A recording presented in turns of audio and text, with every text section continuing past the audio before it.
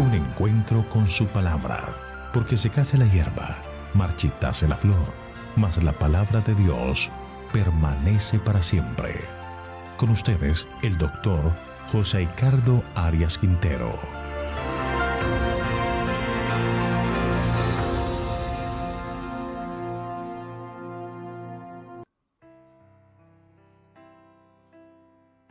Hoy vamos a estudiar el capítulo 48 de Isaías. Para ello vamos a solicitar la bendición de nuestro Dios. Querido Señor, en este momento solicitamos que derrames tu gracia sobre cada uno de nosotros para que al abrir tu palabra podamos tener el entendimiento y poder comprender el mensaje que tienes para nosotros. Que nuestro maestro, nuestro guía, nuestro director sea el Espíritu Santo. Gracias, Señor, por escucharnos y concedernos tu bendición, pues lo pedimos en Jesús. Amén. El capítulo 48 de Isaías es una recapitulación de los mensajes dados anteriormente. Los hechos que se han descrito, las profecías que se han pronunciado, se cumplieron tal y cual como el Señor así lo había dicho. Entonces Israel no tiene excusa ante el cumplimiento de las profecías. Son evidencia clara de la omnipotencia divina. Vamos a dividir el estudio de este capítulo en varias secciones. La primera parte son los versículos 1 al 6 y hace referencia a las predicciones antiguas. Leamos el versículo 1. Oíd esto, casa de Jacob, que hoy llamáis del nombre de Israel, los que salieron de las aguas de Judá, los que juran en el nombre de Jehová y hacen memoria del Dios de Israel, mas no en verdad ni en justicia. Los israelitas llevan el título honorífico, el nombre de Israel, que es un verdadero timbre de gloria, ya que les recuerda el gran, maravilloso Dios que los ha elegido y los ha protegido. Además, han salido de las entrañas de Judá, gran antepasado de la tribu señora de Israel, donde se implantó la monarquía israelita. Pero lamentablemente tienen una conducta poco sincera y puramente formalista. Juran en nombre del Señor, hacen pacto, pero realmente su proceder no corresponde con los privilegios otorgados. No andan ni en verdad ni en justicia. Versículo 2. Sin embargo, de la santa ciudad se nombra y confían en el Dios de Israel, cuyo nombre es Jehová de los ejércitos. Aquí nos describe a los israelitas de nombre, pero su corazón estaba lejos de Dios. Es una actitud hipócrita que acompañó a muchos israelitas en el transcurso de la historia. Profesaban ser ciudadanos de Sión, pero era solo de nombre. Procuraban conseguir las bendiciones de la lealtad de Dios, pero no estaban dispuestos a pagar el precio de la obediencia.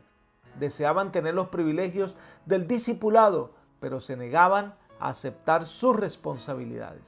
Lamentablemente, es la realidad de muchos cristianos hoy, cuya profesión se basa en ciertas ceremonias, pero su corazón está en otro lado, tienen otras prioridades y todos sus ritos son pura apariencia.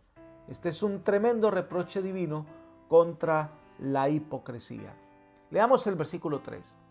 Lo que pasó ya antes lo dije, de mi boca salió, lo publiqué y lo hice pronto y fue realidad. En este pasaje se insta al desleal pueblo de Judá a que reconozcan la presencia de Dios. Dios había predicho estos acontecimientos para que los hipócritas faltos de fe lo vieran y pues quedaran sorprendidos. Ahora, eso significa que no estaban prestando debida atención a los mensajes del Señor que les había impartido. Si los toma por sorpresa, es porque no habían escuchado las advertencias divinas. Eran como los antediluvianos, que Noé duró 120 años anunciando el diluvio. Sin embargo, cuando ocurrió, los tomó por sorpresa.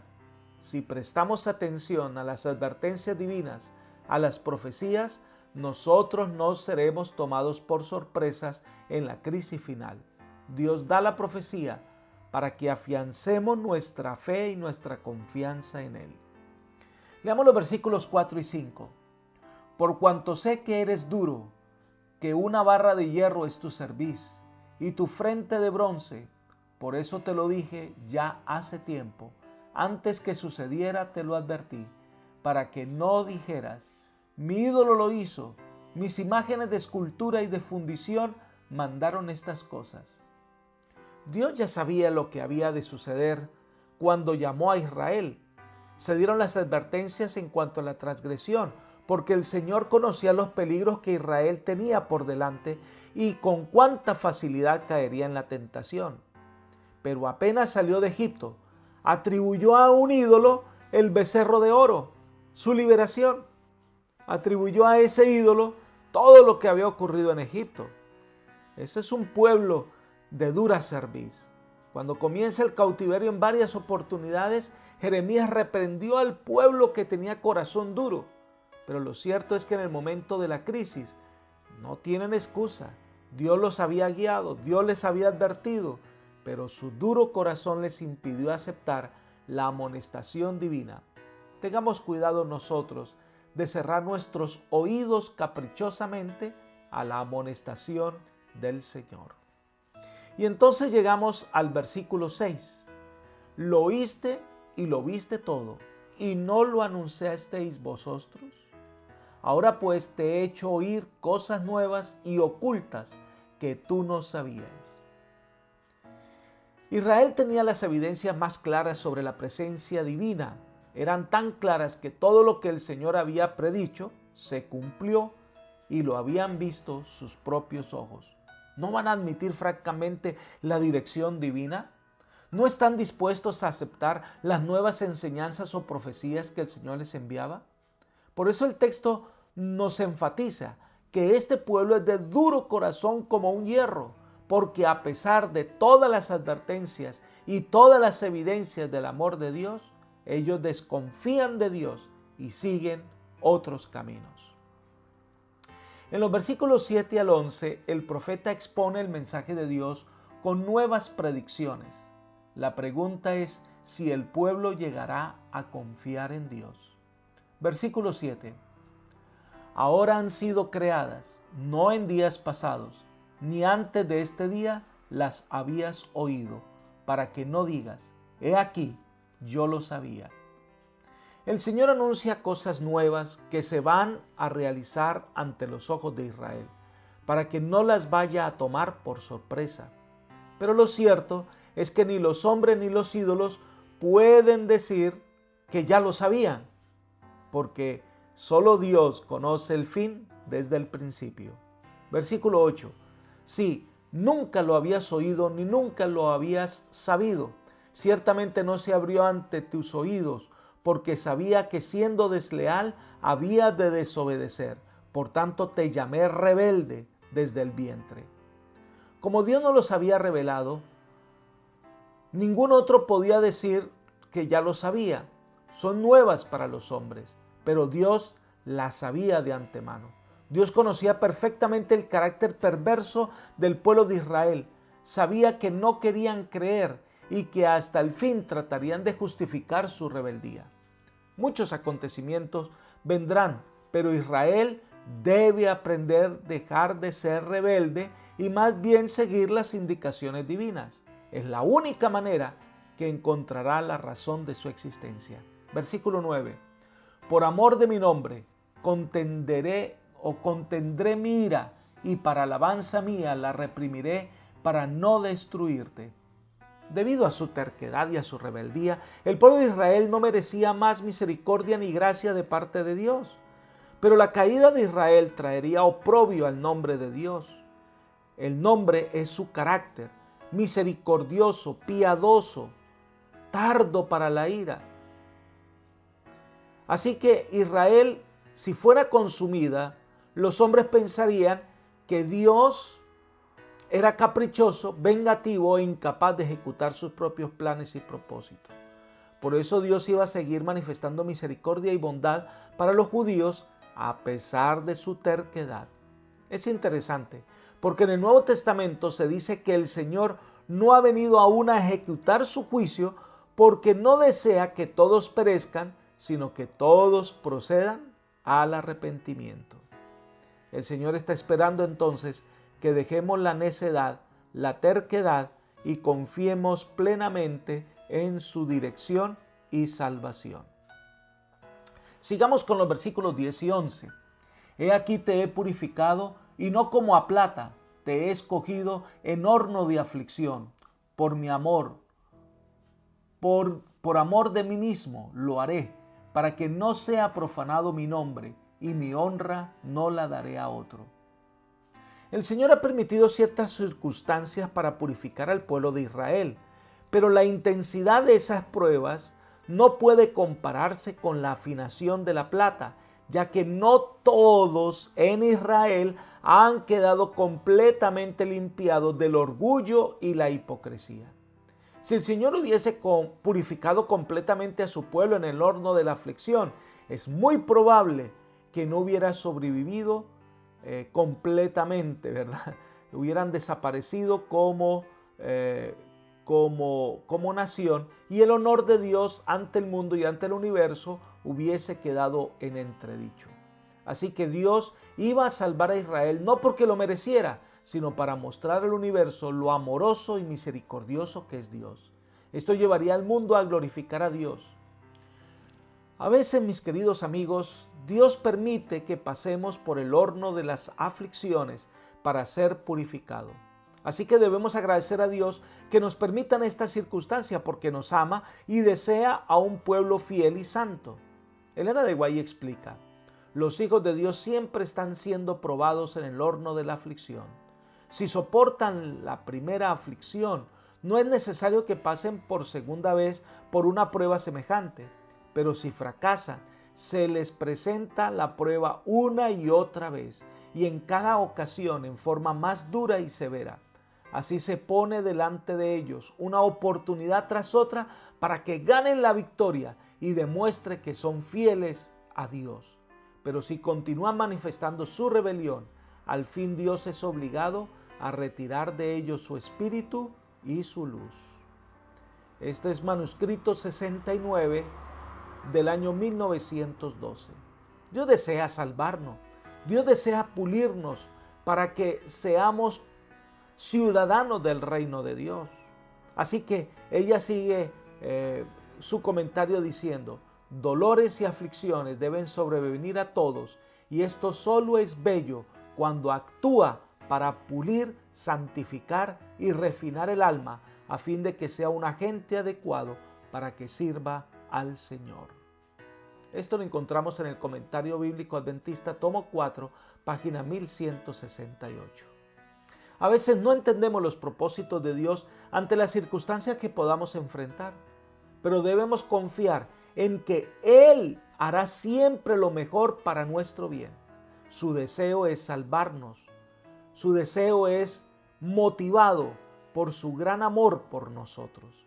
Desea pulir nuestro carácter.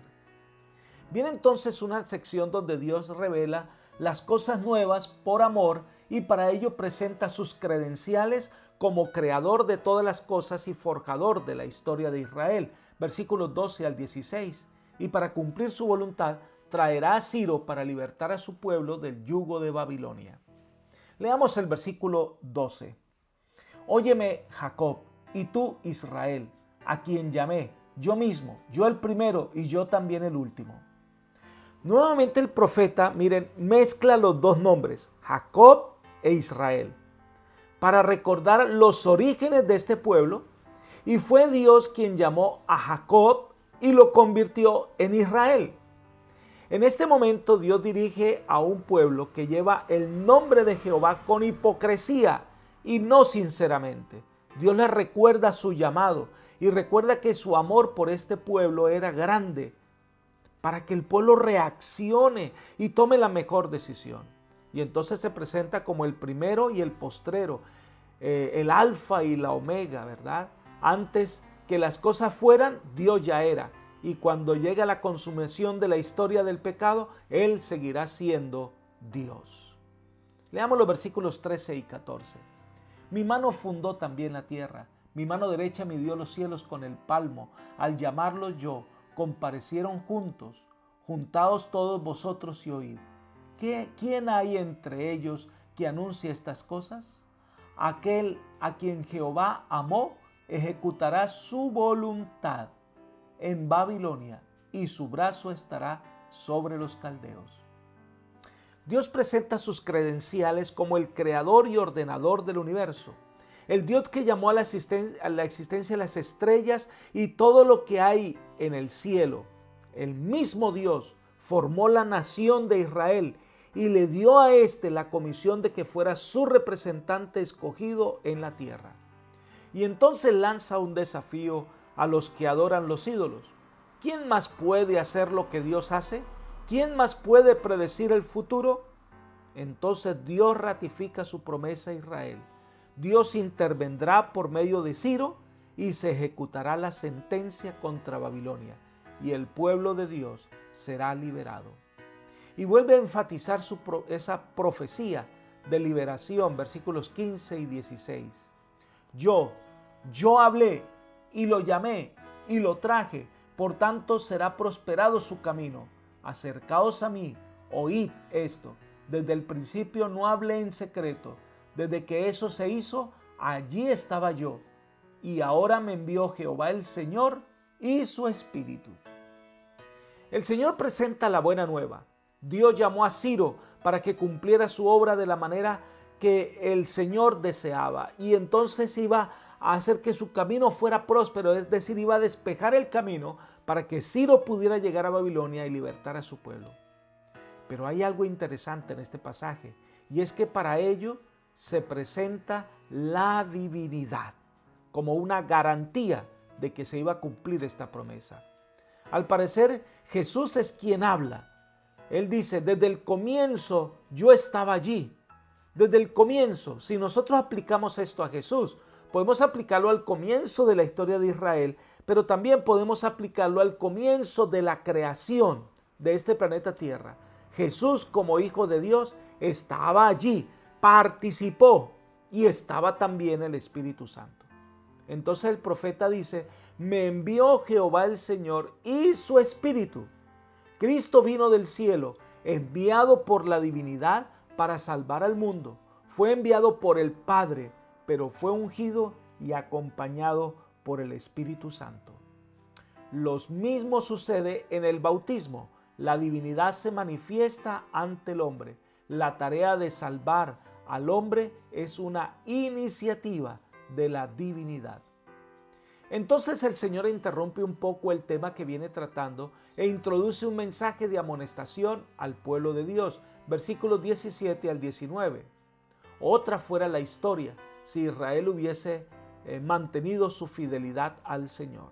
Leamos el versículo 17. Así ha dicho Jehová, Redentor tuyo, el Santo de Israel. Yo soy Jehová, Dios tuyo, que te enseña para tu provecho, que te encamina por el camino que debes seguir. Este es uno de los versículos más amorosos del profeta Isaías. Nuevamente se enfatiza que Jehová es el que tiene vida en sí mismo. Y Él es el Redentor, el pariente más cercano, el único con capacidad de restaurar. Él es el Santo de Israel. Recuerden que el tema de la santidad es importante en el libro de Isaías.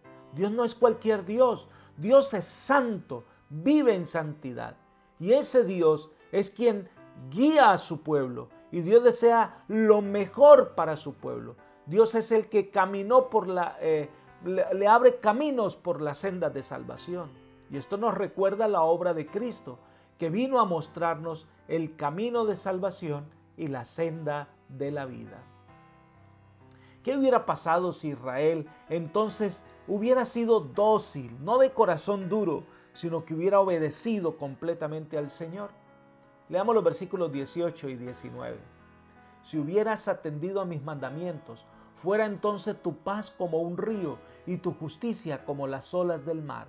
Fuera como la arena tu descendencia y los renuevos de tus entrañas como los granos de arena. Nunca su nombre será eliminado ni borrado de mi presencia. En este pasaje hay una expresión de tristeza de parte del Señor.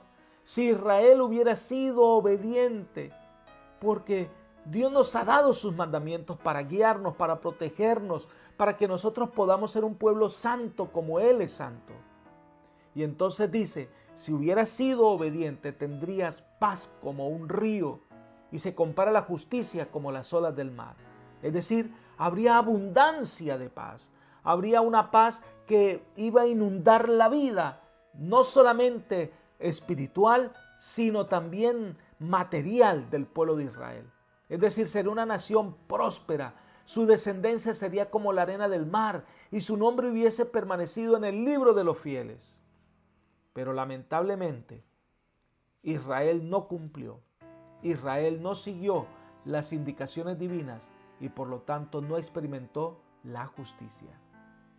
Y entonces viene la gran promesa de liberación y el gran llamado de salir de Babilonia, versículos 20 al 22. Dios guiará a su pueblo a la libertad. Y entonces se habla de que ha llegado el tiempo de salir de Babilonia. Versículo 20.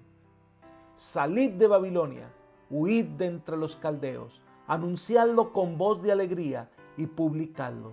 Llevad las noticias hasta lo último de la tierra. Decid, redimió Jehová a Jacob su siervo. Hay dos palabras que se relacionan en este versículo. La primera es salid. Dios da la orden de salir. Dios llama a Israel para huir de la tierra opresora a la libertad. Pero la otra palabra es redimió. Jehová fue quien lo sacó de Egipto. Jehová fue quien pagó el precio de su libertad. Y esto nos lleva al llamado final de la historia, cuando se le pide al pueblo de Dios que salga de la Babilonia espiritual. Leamos Apocalipsis capítulo 18, verso 4. Dice, y oí otra voz del cielo que decía, salid de ella, pueblo mío, para que no seáis partícipes de sus pecados, ni recibáis parte de sus plagas. En el momento crucial de la historia, Dios llamará a su pueblo a salir de la confusión espiritual y unirse con el pueblo verdadero para poder tener la victoria en la crisis final. Y terminamos el capítulo 48 de Isaías con maravillosas promesas que aparecen en los versículos 21 y 22. No tuvieron sed cuando los llevó por los desiertos. Les hizo brotar agua de la piedra. Abrió la peña y corrieron las aguas. No hay paz para los malos, ha dicho Jehová. En estos versículos hay dos afirmaciones categóricas que no podemos pasar por alto. Dios guiará a su pueblo en el retorno a Jerusalén como fue guiado en el desierto cuando salieron de Egipto. Dios les proveerá agua en el desierto, alimento en tierra estéril y prosperidad en el camino. Dios estará con su pueblo de regreso a Palestina. Pero la segunda declaración es, no hay paz para el impío. Mientras Israel goza de la bendición de Dios, no es lo mismo para aquella nación que no quiso escuchar las advertencias divinas. Pero también es un llamado de atención a los seres humanos que no quieren escuchar la voz de Dios. Nunca experimentarán la verdadera paz, porque la obediencia y la paz van juntas. Y la justicia y la paz van tomadas de la mano, y ambas son el resultado de amar y obedecer al Señor. Apreciado amigo y hermano, o hermana y amiga que nos escucha en esta mañana, que está presente en nuestro estudio de su palabra. Este Dios de amor, ese Dios que cuidó a Israel, ese Dios que cumple sus promesas, es el Dios que hoy desea darte los más ricos dones del cielo. Desea darte paz y justicia. Pero para ello debes someter tu vida en las manos del Todopoderoso. Debes seguir sus caminos y te invito para que le des el primer lugar de tu vida, de tu existencia, al Señor Dios Todopoderoso. Que el Dios del cielo te acompañe hoy, es mi oración. Amén.